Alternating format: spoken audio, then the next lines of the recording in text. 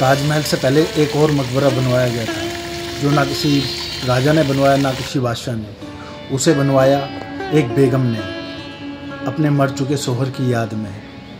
ताजमहल प्यार की कहानी है जो सबको याद है, लेकिन हुमायूं का मकबरा वो कहानी है जो एक बेगम ने अपने दिल से पत्थरों में लिख दी।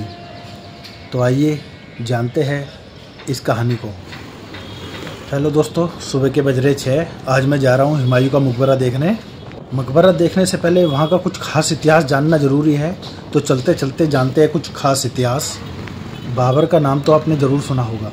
बाबर का पूरा नाम जलालुद्दीन बाबर था, जिन्होंने भारत में मुग़ल वंश की पहली नींव रखी थी। बाबर का पुत्र ही हुमायूं था। बाबर की मौत के बाद 1530 में हुमायूं सिर्फ 22 साल की उम्र में बिना किसी तजुर्बे के एक मुग़ल सम्राट बना। अब हम आ चुके हैं हज़रत निज़ामुद्दीन दरगाह से मात्र 2 किलोमीटर की दूरी पे हुमायूं का मकबरा है। यहीं पास में ही पार्किंग हैगी, और पार्किंग से बिल्कुल पास में ही ये हुमायूं का मकबरे का मुख्य दरवाज़ा है। तो चलते हैं अंदर और देखते हैं कहाँ टिकट मिलती है। तो यहाँ सामने काउंटर पे आपको टिकट मिल जाएगी, जो इंडियनों के लिए अगर कैश में आप लेते हो तो 40 रुपये की, अगर ऑनलाइन लेते हो तो 35 रुपये की है। विदेशियों के लिए ऑनलाइन में 550 रुपये, जबकि कैश में 600 रुपये की टिकट है। चलते हैं हम यहाँ से अंदर। ओशान निर्मित विशाल इमारत में प्रवेश के लिए 16 मीटर ऊंचे 2 मंजिला प्रवेश द्वार है, जो पश्चिम और दक्षिण में बने हुए हैं। तो चलते हैं अंदर की तरफ और जानते हैं यहाँ का इतिहास। यह भारत की ऐसी पहली इमारत थी जो 4 बाग शैली में बनी है। चारों तरफ बाग और बीच में मकबरा। इसके चारों तरफ बाग है और बीच में ये मकबरा का बनाया गया है। तो हम चलते हैं प्रवेश द्वार की तरफ। आपको सामने दिख रहा है ये प्रवेश द्वार है, और ये 16 मीटर ऊंचा है, और उसके दोनों तरफ 2 कक्ष भी बने हुए हैं। मकबरा खुलने का समय सुबह 6 बजे से शाम को 6 बजे तक है, सूर्योदय से सूर्यास्त तक। इसका निकटतम रेलवे स्टेशन JLN है, लगभग 1.5 किलोमीटर की दूरी पे। यहाँ से आप बस, मेट्रो और रेलवे सुविधा से आ सकते हो। पास में आपको यहाँ पर टैक्सी स्टैंड भी उपलब्ध है। आप यहाँ ई-रिक्शा, बस, टेम्पो सवारियों से भी आ सकते हो।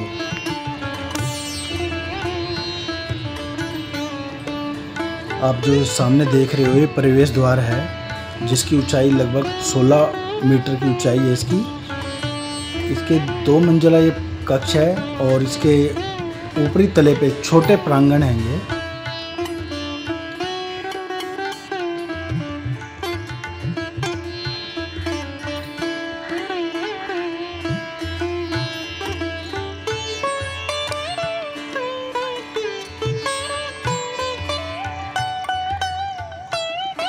यह प्रथम प्रवेश द्वार था, और अब हम आ गए द्वितीय प्रवेश द्वार की तरफ।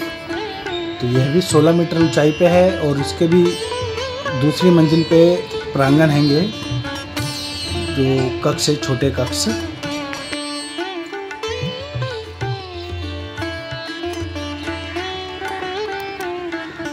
Subscribe to my channel.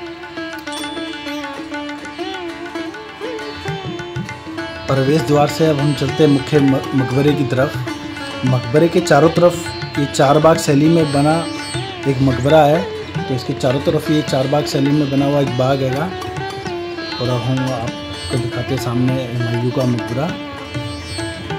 Humayun का पूरा नाम नसरुद्दीन मोहम्मद हुमायूं था। वह मुग़ल साम्राज्य का दूसरा बादशाह था। लोग ताजमहल को मोहब्बत की सबसे बड़ी निशानी मानते हैं, लेकिन अगर हुमायूं का मकबरा ही ना बनता तो शायद ताजमहल जैसा दिखता वैसा ना ही होता।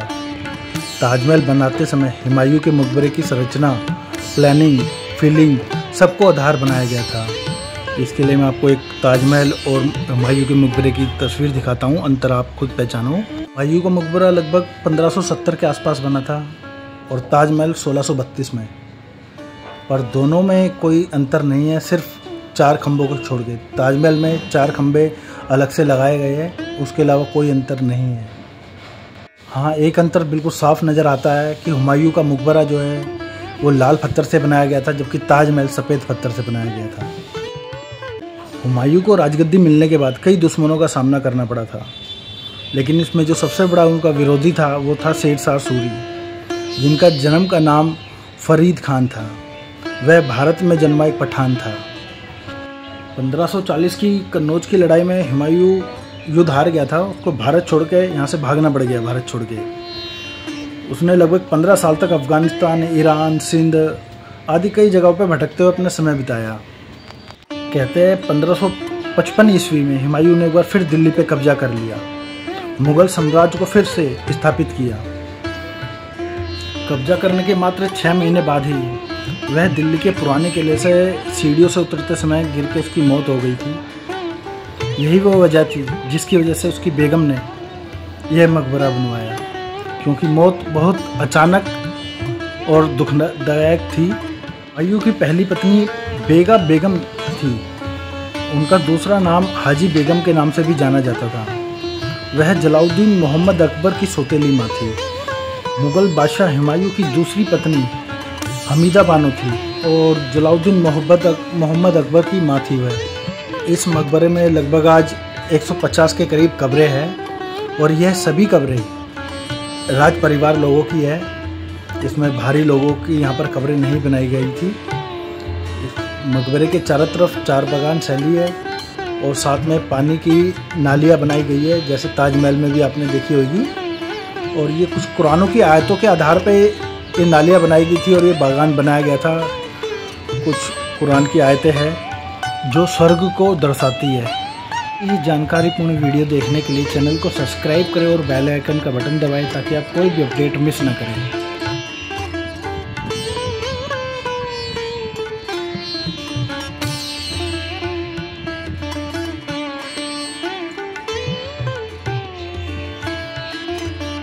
ताजमहल प्यार की कहानी है जो सबको याद है, लेकिन हुमायूं का मकबरा वह कहानी है जो एक बेगम ने अपने दिल से पत्थरों में लिख दी और जिसे आज हवा, धूप, रोशनी, दीवारें सब महसूस करती है।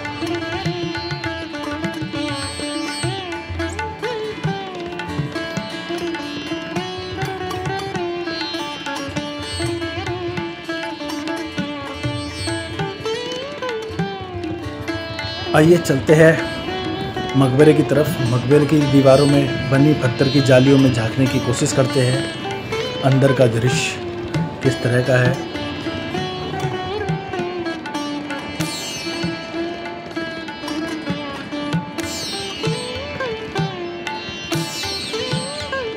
ज़्यादा समय ना बिताते हुए चलते हम सीधा मकबरे के अंदर।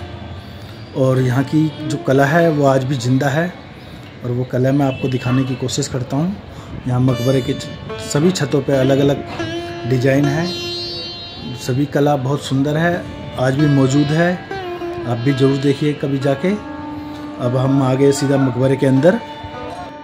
जो भी आप सामने कब्र देख रहे हो यही हुमायूं की कब्र है। वास्तव में जो कब्र है वो इसके निचले तल पे है, ये ऊपरी तल है।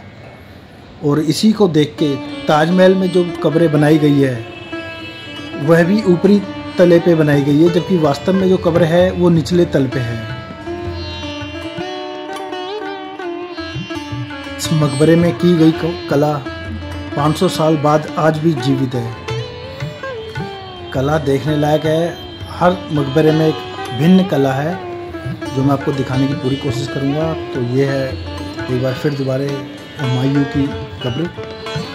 और यहाँ पर कुछ कब्रों पे कुछ उर्दू या फारसी भाषा में कुछ आयतें कुरान की लिखी हुई है, वो भी मैं आपको दिखाने की कोशिश करता हूँ।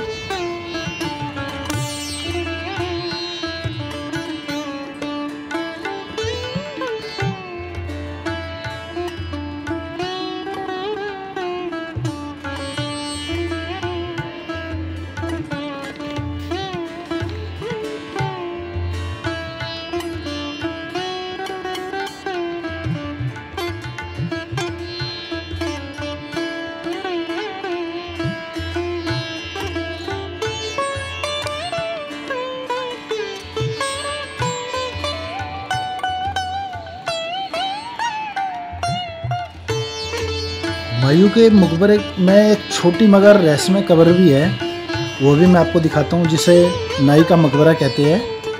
अभी आप जो सामने देख रहे हो यही है नाई का मकबरा। और चलते हैं हम इसके अंदर।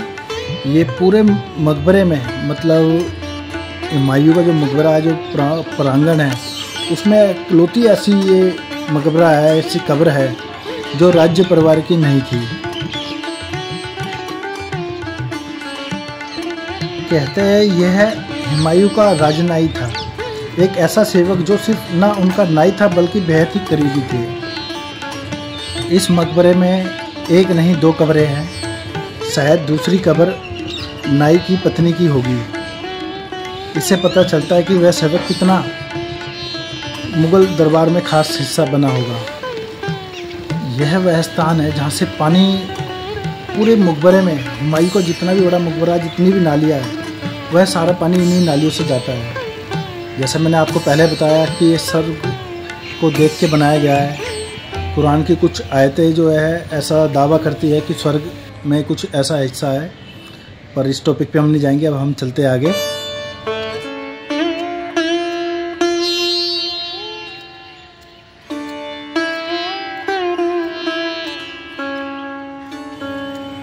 यह ईशा खान नियाजी का मकबरा है जो हुमायूं के मकबरे के परिसर में स्थित है। इसे लाल बालू पत्थर से बनाया गया है, इसके ऊपर टाइल लगाई गई है और इसे 1547 से 1548 के बीच में शेरशाह सूरी के शासनकाल में बनाया गया था। यह वही समय था जिस समय पे हुमायूं भारत छोड़ के भाग गया था। इसी मकबरे के पश्चिम में स्थित एक मस्जिद हैगी जो ईसा खान की मस्जिद के नाम से जानी जाती है। वह मस्जिद भी मैं आपको दिखाने की कोशिश करता हूँ, लेकिन मस्जिद देखने से पहले हम चलते हैं मकबरे के अंदर और देखते हैं ईसा खान नियाजी की कब्र। ये वो कब्रें हैं और इन पे नाम वगैरह कुछ नहीं लिखा गया है, कुछ ऐसा मेंशन यहाँ पर नहीं किया गया जिससे मैं बता सकूँ कि कौन सी कब्र किसकी है। पर यहाँ की वास्तुकला और डिज़ाइन इतना सुंदर है, बहुत सुंदर है, आप भी देखिए।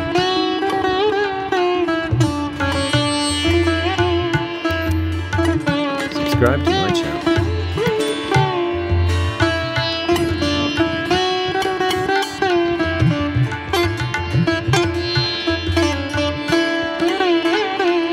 अब हम चलते हैं मस्जिद की तरफ। आपने जोधा अकबर का नाम तो सुना होगा, अगर आपने जोधा महल नहीं देखा तो ज़रूर देखिए।